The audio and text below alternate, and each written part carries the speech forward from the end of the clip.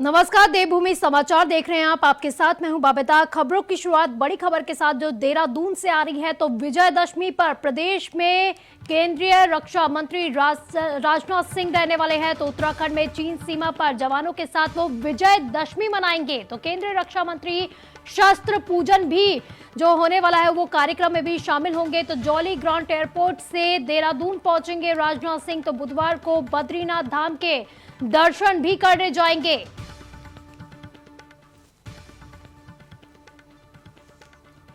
तो इसी पर ज्यादा जानकारी के लिए हमारे संवाददाता अभय हमारे से जुड़ गए हैं। तो अभय, विजयदशमी पर प्रदेश में रहेंगे केंद्रीय रक्षा मंत्री। भाई चलो तो विजयदशमी पर प्रदेश में रहेंगे केंद्रीय रक्षा मंत्री राजनाथ सिंह। तो उत्तराखंड में चीन सीमा पर जवानों के साथ विजयदशमी मनाने वाले हैं। तो केंद्रीय रक्षा मंत्री शस्त्र पूजन भी करेंगे। तो जौली ग्रांट एयरपोर्ट से देहरादून पहुंच जाएंगे राजनाथ सिंह। तो बुधवार को बद्रीनाथ धाम के दर्शन करने भी पहुंचेंगे। तो बड़ी खबर आपको देहरादून से बता रहे हैं। विजयदशमी के मौके पर प्रदेश में केंद्रीय रक्षा मंत्री राजनाथ सिंह भी रहने वाले हैं। तो उत्तराखंड में चीन सीमा पर जवानों के साथ विजयदशमी मनाते हुए नजर आएंगे वो। तो केंद्रीय रक्षा मंत्री शस्त्र पूजन में भी शामिल होंगे। इसी के साथ ही जौली ग्रांट एयरपोर्ट से देहरादून पहुंचेंगे राजनाथ सिंह। फिर बुधवार को बद्रीनाथ धाम जाएंगे, जहां पर वो बद्रीनाथ धाम के दर्शन करेंगे। तो विजयदशमी पर प्रदेश में रहने वाले हैं केंद्रीय रक्षा मंत्री राजनाथ सिंह। तो इसी पर ज्यादा जानकारी के लिए हमारे संवाददाता अभय हमारे से जुड़ गए हैं। तो अभय, केंद्रीय रक्षा मंत्री राजनाथ सिंह देहरादून आने वाले हैं। कल आज केंद्रीय रक्षा मंत्री राजनाथ सिंह का उत्तराखंड का 2 दिवसीय दौरा है, जिसमें आज 4 बजे बाद केंद्रीय रक्षा मंत्री राजनाथ सिंह देहरादून पहुंचेंगे, जहां से आर्मी का जो गेस्ट हाउस है वहां पर गेस्ट हाउस में जाएंगे। आज रात्रि शाम केंद्रीय रक्षा मंत्री का देहरादून में ही रहेगा। कल सुबह का जो कार्यक्रम है उसमें सेना के जो शस्त्र पूजन का जो कार्यक्रम है, जो दशहरे के दिन रह जाता है, उसमें वो शामिल होंगे। उसके बाद बद्रीनाथ धाम के लिए केंद्रीय रक्षा मंत्री राजनाथ सिंह रवाना होंगे और वहीं से दशमी यानी विजयदशमी का जो कार्यक्रम होगा, जिसको सेना के जवानों के साथ शामिल होंगे। तो वो नीतिमाना जो कह सकते हैं कि सीमांत जनपद चमोली है, उसका जो आखिरी क्षेत्र है, वहाँ की जो चेकपोस्ट ITBP की, उनके साथ केंद्रीय रक्षा मंत्री राजनाथ सिंह अपना दशहरा का कार्यक्रम उनके साथ वहां पर मनाएंगे। और ये एक तरीके से कह सकते हैं कि सेना के जवानों का हौसला अफजाई करने के लिए, उनके साथ उनकी हौसला अफजाई करने के लिए उनके साथ मनाने का लगातार प्रयास हो रहा है, ताकि किसी भी तरीके से जो सेना का जो मनोबल है वो ऊंचा रहे और उसके जो जवान हो तो गति से आगे बढ़ता रहे। उन सब चीजों में ये काम यहाँ पर। तो कितने बजे रक्षा मंत्री पहुंच जाएंगे देहरादून? शाम 5 बजे के करीब केंद्रीय रक्षा मंत्री राजनाथ सिंह जी यहाँ पर पहुंचेंगे और फिर यहीं से वो जो आर्मी का जो बड़ी कैंप है, जो आर्मी गेस्ट हाउस है, वहां पर जाएंगे। पहले जौलीग्रांट एयरपोर्ट पर पार्टी के वरिष्ठ नेता और सेना के जो अधिकारी हैं वो उनका वहां पर वेलकम करेंगे। तो अबे क्या कहा जाए कि आज वो गेस्ट हाउस में रुकने वाले हैं या फिर आज ही जवानों से भी मुलाकात करने वाले हैं? देखो, आज केंद्रीय रक्षा मंत्री राजनाथ सिंह है वो आज यही देहरादून गेस्ट हाउस में रुकेंगे। सेना के जो जवान हैं उनके साथ आज भारतीय विश्राम का जो खाना है उनका भी सेना के जवानों के साथ ही यहाँ पर करेंगे। और कल सुबह यहाँ पे बद्रीनाथ धाम के लिए रवाना होंगे और उसके बाद वहाँ से जो अंतिम जो चौकी है रानाकोट, ITBP सेना की जो अंतिम चौकी है, उस चौकी पर जाएंगे और वहाँ पर ITBP के जवानों के साथ विजयदशमी मनाएंगे। तो क्या सिर्फ दशहरा मनाने के लिए वो देहरादून आ रहे हैं या फिर उनके दौरे को लेकर कोई और अहम जो है कारण भी बताया जा रहा है? बिल्कुल अहम कारण कुछ नहीं, ये कहा जा सकता है कि हर बार यानी हर वर्ष दिवाली हो या दशहरा हो, केंद्र सरकार के जो मंत्री हैं वो विभिन्न जगहों पर सेना के जवानों के साथ अपने कार्यक्रम मनाते हुए नजर आते हैं, ताकि सेना के जो जवान हैं उनका हौसला अफजाई यहाँ पर हो सके। वो लोग लगातार जो काम कर रहे हैं, देश की रक्षा जो कर रहे हैं, उस देश की रक्षा को बेहतर तरीके से और आगे कर सके, उसमें किसी भी प्रकार की कोई कमी ना हो। यानी उन्हें अपने किसी भी कार्यक्रम में अपने पारिवारिक जो चिंताएं होती हैं, वो पारिवारिक जो कमियां होती है वो पूरी यहाँ पर हो सके, इसलिए उनका हौसला अफजाई करने के लिए केंद्रीय रक्षा मंत्री राजनाथ सिंह इस तरह के कार्यक्रम यहाँ पर आयोजित करते हैं, जिसमें वो सेना के जवानों के साथ जाकर चेकपोस्ट पर जाकर उनके साथ इन कार्यक्रमों को सेलिब्रेट और दशहरा भी मनाने वाले हैं। बहुत बहुत शुक्रिया आपका इन तमाम जानकारी के लिए। तो बढ़ते अगली खबर की ओर। तो मुख्यमंत्री पुष्कर सिंह धामी ने शारदीय नवरात्र की नवमी के पावन अवसर पर मुख्यमंत्री आवास में विधि विधान के साथ कन्या पूजन किया और नौ दुर्गा की प्रतीक 9 कन्याओं को भोजन भी कराया। तो मुख्यमंत्री ने निर्मल बुद्धि और अष्ट सिद्धियों को प्रदाता मां सिद्धिदात्री से प्रदेश और प्रदेशवासियों की सुख समृद्धि की कामना भी की है। तो देहरादून से आपको ये तस्वीरें दिखा रहे हैं, सीएम आवास से तस्वीरें हैं जहां पर सीएम धामी ने भी कन्या पूजन किया है। तो 9 कन्याओं को उन्होंने भोजन कराया है। तो अपने हाथों से वो भोजन कराते हुए नजर आ रहे हैं। तस्वीरें आपसे साझा कर रहे हैं हम। तो देहरादून से इस वक्त की बड़ी खबर आपको बता रहे हैं। तो आज नवरात्रे का आखिरी दिन है, तो आज कन्या पूजाई भी की जा रही है। तो देश भर में कन्या पूजन किया जा रहा है। तो वहीं सीएम धामी ने भी सीएम आवास में कन्या पूजन किया है।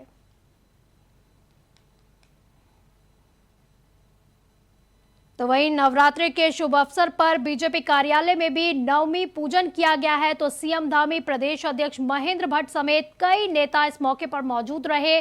तो प्रदेश की समृद्धि और खुशहाली की कामना की गई है। तो नवमी पूजन का बहुत ही ज्यादा महत्व बताया जाता है। तो आज नवमी पूजन किया गया है। तो आज नवरात्रि का आखिरी दिन है। तो वहीं देहरादून से इस वक्त की बड़ी खबर आपको बता रहे हैं। नवरात्रि के शुभ अवसर पर बीजेपी कार्यालय में भी नवमी पूजन किया गया है। इससे पहले हम सीएम आवास की आपको तस्वीरें दिखा रहे थे जहां पर सीएम धामी ने कन्या पूजन किया था।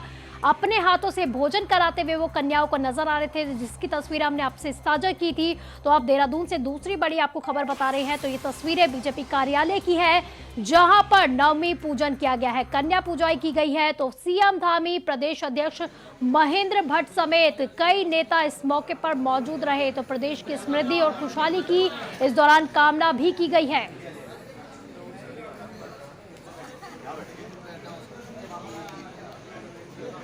तो नवरात्र के शुभ अवसर पर बीजेपी कार्यालय में भी नवमी पूजन किया गया है। तस्वीरें आपसे साझा कर रहे हैं।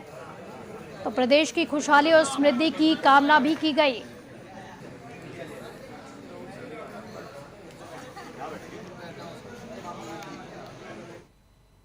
वहीं उत्तराखंड विधानसभा अध्यक्ष रितु खंडूड़ी भूषण ने देहरादून स्थित अपने शासकीय आवास पर शारदीय नवरात्रि की नवमी की शुभ पर्व पर विधि विधान के साथ कन्या पूजन किया। तो वहीं विधानसभा अध्यक्ष ने आदि शक्ति भगवती के उपासना पर्व नवमी पर प्रदेशवासियों को शुभकामनाएं देते हुए सुख समृद्धि की कामना भी की है। तो विधानसभा अध्यक्ष ने यज्ञ हवन कर देवी का अनुष्ठान किया। उसके बाद 9 दुर्गा की प्रतीक 9 कन्याओं को भोजन कराकर उनका आशीर्वाद भी लिया। तो विधानसभा अध्यक्ष ने कहा कि मातृ शक्ति की आराधना हमारे देश की संस्कृति है, इसलिए नवरात्र के 9वें दिन कन्या पूजन का विधान किया जाता है। उन्होंने नवदुर्गा से प्रदेशवासियों की सुख समृद्धि की कामना भी की है।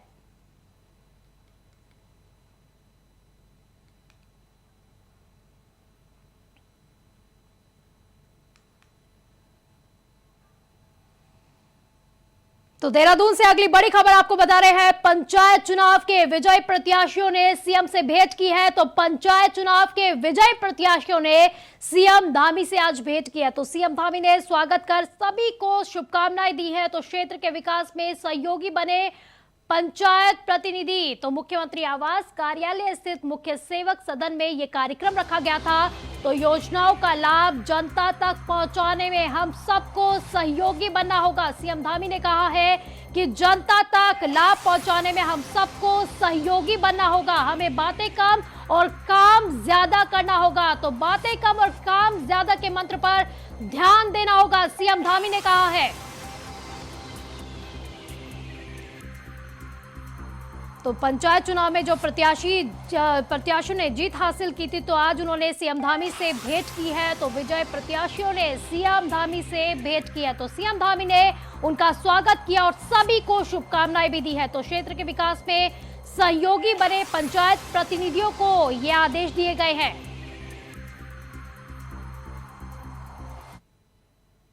तो देहरादून से आपको अगली बड़ी खबर बता रहे हैं। युवाओं को अग्निवीर भर्ती में मानकों में छूट दी जाएगी। तो बड़ी खबर आपको बता रहे हैं, युवाओं को अग्निवीर भर्ती में मानकों में छूट दी जाएगी। तो युवाओं को लंबाई में 163 सेंटीमीटर के मानक के अनुरूप किया जाएगा भर्ती। तो केंद्रीय रक्षा मंत्री राजनाथ सिंह ने कैबिनेट मंत्री सतपाल महाराज को भरोसा दिलाया है।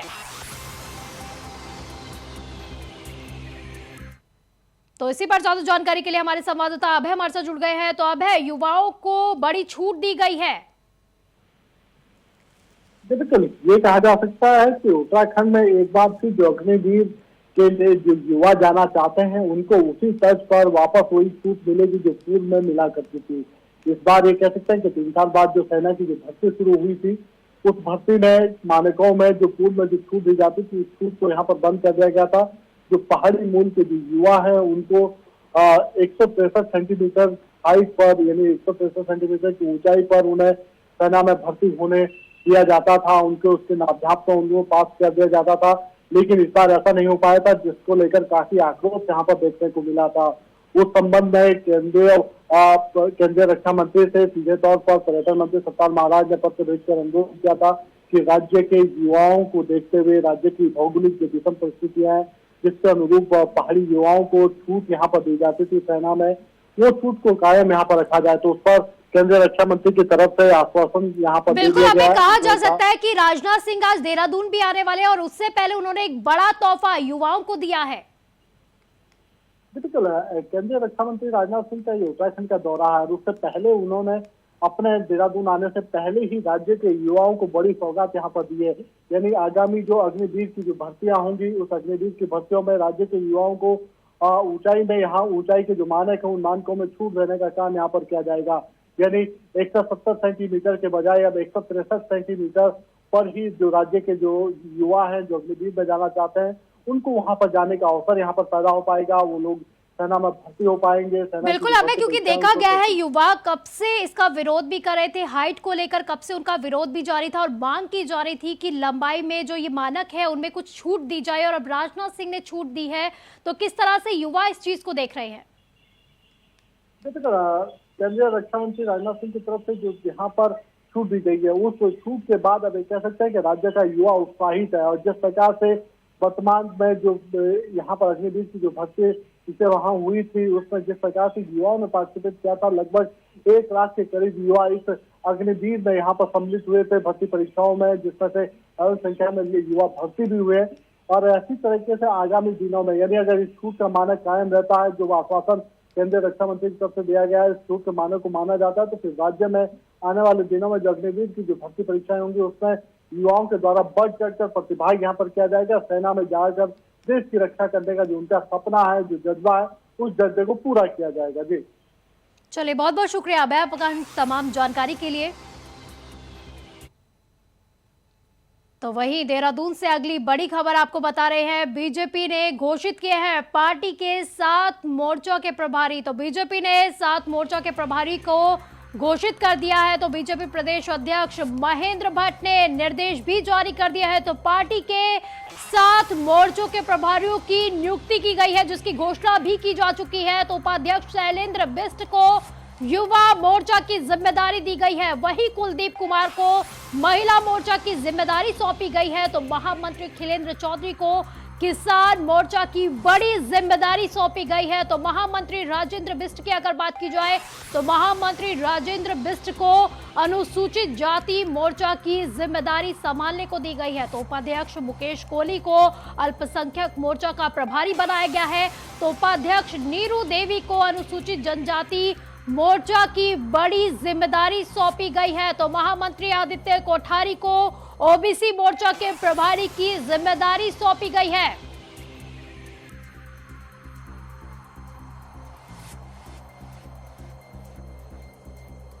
तो बीजेपी प्रदेश अध्यक्ष महेंद्र भट्ट ने निर्देश जारी कर दिया है। तो पार्टी के 7 मोर्चा के प्रभारियों की नियुक्ति की गई है। तो लिस्ट हमने आपको बताई है, कौन कौन से वो नाम थे जिन्हें जिम्मेदारियां दी गई है।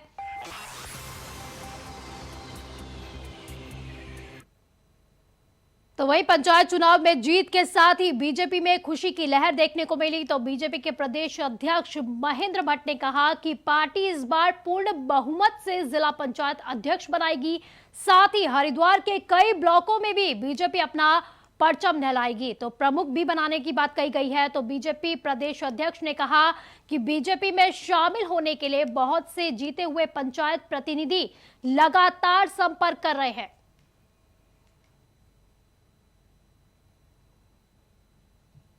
तो पंचायत चुनाव में मिली जीत के बाद बीजेपी में अलग ही खुशी की लहर है। तो हरिद्वार के ब्लॉकों में प्रमुख भी बनाए जाएंगे, बीजेपी की तरफ से कहा गया है। तो पंचायत प्रतिनिधि संपर्क में है।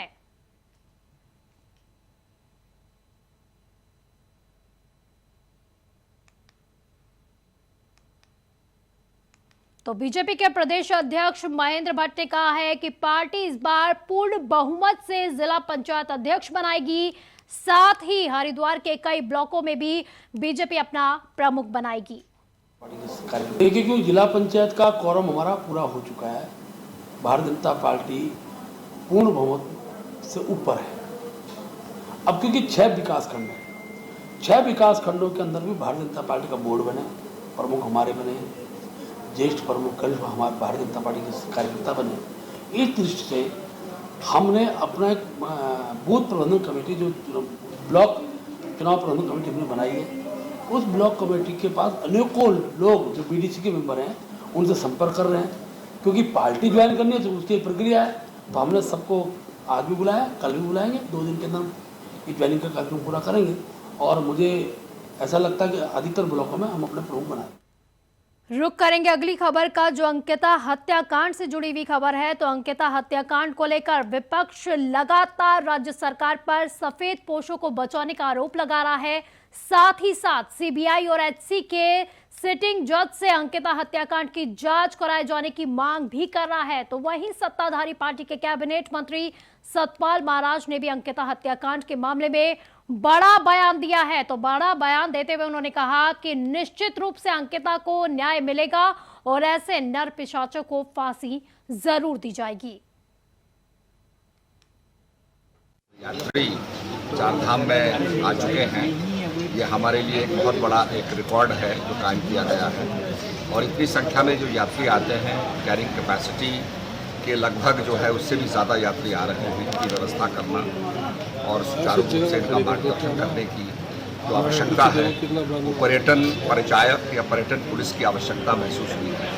तो इसके लिए हम लोग विचार कर रहे हैं कि पर्यटन पुलिस या पर्यटन परिचायक जो है उसको यहाँ पर जो है उसकी यहाँ पर आवश्यकता महसूस हो रही है, तो उसके अनुरूप हम लोग जो है कार्य करें।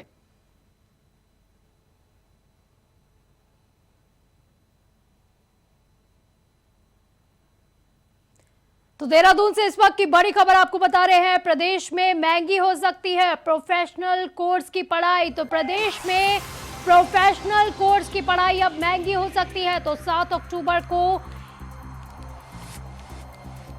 प्रदेश में महंगी हो सकती है प्रोफेशनल कोर्स की पढ़ाई। तो 7 अक्टूबर को 21 विश्वविद्यालयों के प्रस्ताव पर यह फैसला लिया जाएगा।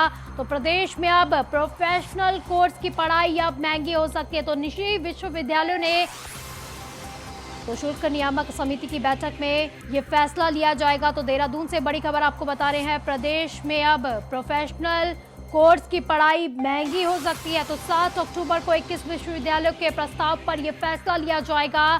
तो निजी विश्वविद्यालयों ने 20 से 30% फीस वृद्धि का प्रस्ताव भी भेजा है। तो शुल्क नियामक समिति की बैठक में यह फैसला लिया जाएगा। और पिछले 5 साल में कोई भी फीस वृद्धि नहीं की गई है और अब इस पर फैसला लिया जाना है। तो देहरादून से इस वक्त की बड़ी खबर आपको बता रहे हैं, प्रदेश में महंगी हो सकती है प्रोफेशनल कोर्स की पढ़ाई। तो 7 अक्टूबर को जो है इस पर बैठक भी ली जाएगी।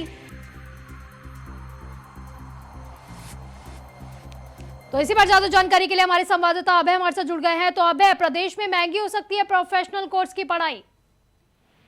बिल्कुल, उत्तराखंड में ये कह सकते हैं कि जो निजी विश्वविद्यालय हैं उन विश्वविद्यालयों में फीस वृद्धि का प्रस्ताव यहाँ पर शासन को भेजा है और कहा है कि पिछले 5 वर्ष में किसी भी निजी विश्वविद्यालय में किसी तरह की कोई फीस वृद्धि यहाँ पर अपने विभिन्न जो कोर्सेज जो संचालित किए जाते हैं उन कोर्सों में किसी भी तरह की फीस वृद्धि यहाँ पर नहीं की है। ऐसे में इस बार फीस वृद्धि की उन्होंने मांग की है।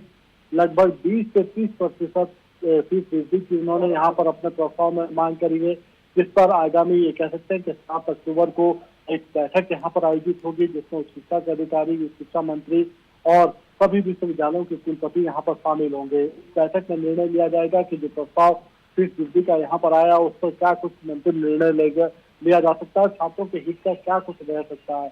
इतना जरूर कहा जा सकता है कि इस फीस वृद्धि के बाद तो उत्तराखंड के में जो विभिन्न जो कोर्सेज होंगे, वो काफी महंगे यहाँ पर होते हुए नजर आएंगे। तो अबे वो कौन कौन से कोर्स है, प्रोफेशनल कोर्स है जिनकी फीस बढ़ाने की बात की जा रही है? बिल्कुल, आप इसका सीधे तौर पर कह सकते हैं कि जो पीजी से जुड़े हुए जो कोर्स है, यानी पोस्ट ग्रेजुएशन से जुड़े हुए जो कोर्सेज हैं, जो डिग्रियां हैं, वो यहाँ पर और महंगी होते हुए नजर आएंगे। क्योंकि पीजी से जुड़ी हुई जितनी डिग्रियां हैं उन पर उतना असर नहीं कहा जा सकता, लेकिन फीस वृद्धि के लेकर सीधे तौर पर ये कह सकते हैं कि उत्तराखंड में जो सामान्य वर्ग के जो छात्र हैं, जो ये कह सकते हैं कि दूरस्थ क्षेत्रों से आते हैं, उनके लिए बड़ा झटका ये कहा जा सकता है। बिल्कुल बड़ा झटका भी और काफी चिंतित कर देने वाली ये खबर है, क्योंकि स्टूडेंट्स कब से यही बोलते आए हैं कि पहले से ही काफी जो है फीस वृद्धि की गई है और अब दोबारा से बैठक हो गई और दोबारा से फीस वृद्धि कही जाने की बात कही जा रही है। फिलहाल के लिए आपका बहुत बहुत शुक्रिया इन तमाम जानकारी के लिए।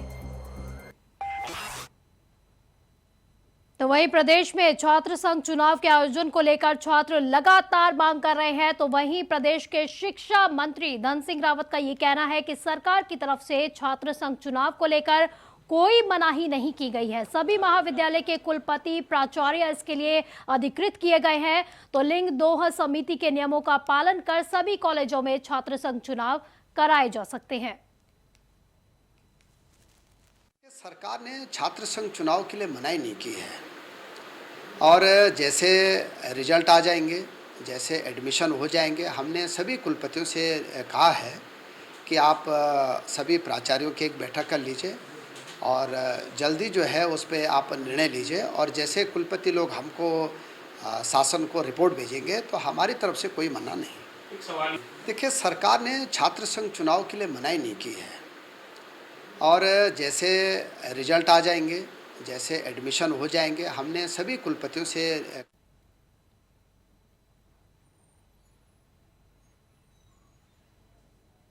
वहीं राज्य के चारों प्रसिद्ध धामों में 38 लाख से ज्यादा तीर्थयात्री अब तक दर्शन कर चुके हैं, तो ऐसे में कैपेसिटी से ज्यादा श्रद्धालु के आने पर पर्यटन विभाग पर्यटन पुलिस या पर्यटन परिचारक के रूप में नई नियुक्तियां करने पर विचार किया जा रहा है, जिसको लेकर विभागीय स्तर पर प्रस्ताव बनाकर शासन को भेजने की तैयारियां भी की जा रही है।